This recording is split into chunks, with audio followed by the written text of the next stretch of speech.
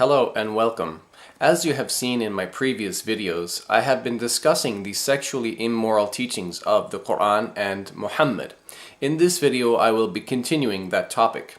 Please note I will not be attacking Muhammad or Muslims.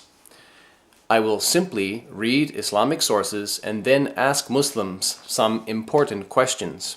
So let's begin. Let us turn to the Quran, chapter 66, verse 1. It says, quote, يا أيها النبي لما تحرم ما أحل الله لك تبتغي مرضات أزواجك والله غفور رحيم, which translates as, O Prophet, why do you forbid yourself that which Allah has made lawful for you? You seek to please your wives, and Allah is forgiving, merciful. Now, in order for us to understand the historical context of this Quranic revelation, we first need to turn to the tafsir or exegesis literature for an official Islamic commentary on the Quran. When we do that, we find something very disturbing.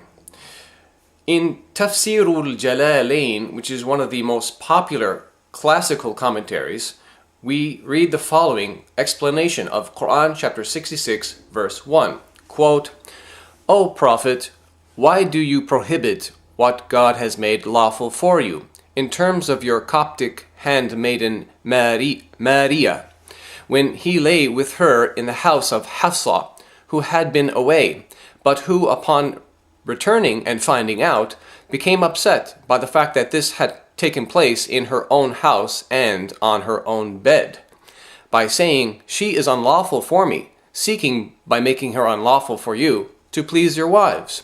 And God is forgiving, merciful, having forgiven you this prohibition. Now we are starting to understand what the Quran is actually saying in chapter 66, verse 1.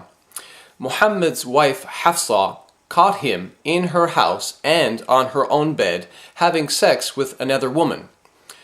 Muhammad was not married to this woman, she was only his female slave.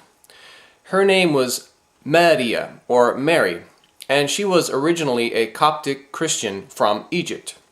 As you would expect, when Muhammad's wife Hafsa came home and found out about the sex, she became very upset, and Muhammad found himself under pressure. So he promised to stop having sex with the female slave. And when we continue reading the tafsir for just 2 verses later in ayah number 3, we notice that Muhammad was seeking to avoid further embarrassment because he told his wife, do not reveal it. Now, if you're a Muslim or if you're considering converting to Islam, you might be questioning the validity of this embarrassing story in the tafsir. You might be saying to yourself, this can't be true because Muhammad was a holy man, a true prophet of God, while this story describes a man who disrespects his wife and is unable to control his wild sexual passions. Basically, it's a story where Muhammad's wife catches him having sex with a slave.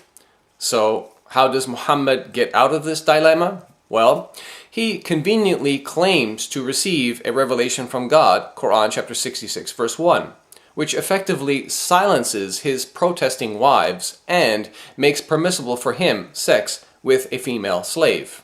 Well, for those of you questioning the validity of this story, I'm sorry to inform you, but this story does find validation and confirmation in the following authentic hadith. In Sunan an-Nasa'i, volume 4, hadith number 3411, we read, quote, عن أنس أن رسول الله كانت له أمة يطأها فلم تزل به عائشة وحفصة حتى حرمها على نفسه فأنزل الله عز وجل يا أيها النبي لما تحرم ما أحل الله لك إلى آخر الآية. The translation is, it was narrated from Anas that the Messenger of Allah, meaning Muhammad, had a female slave with whom he had sexual intercourse, but Aisha and Hafsa would not leave him alone until he said that she was forbidden for him. Then Allah, the Mighty and Sublime, revealed, quote, O Prophet, why do you forbid for yourself that which Allah has allowed to you. Quran 66 verse 1 until the end of the verse. And this hadith is indeed sahih or authentic. So as you have just seen, this story is indeed authentic and is therefore very damaging to the reputation of Muhammad. Listen, I'm not making this story up. Instead, you've seen it yourselves directly from the Islamic sources. And if you're angry right now, then you're not angry at me.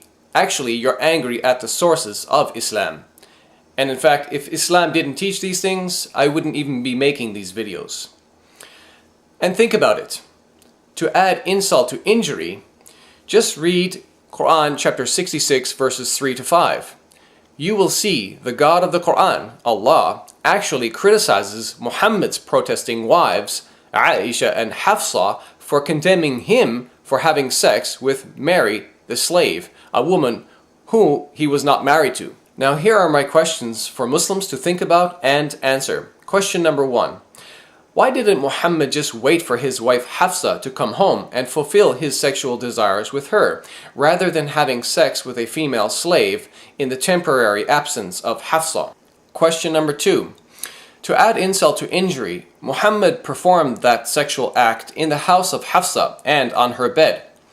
Do you think Muhammad acted sensitively and respectfully to Hafsa?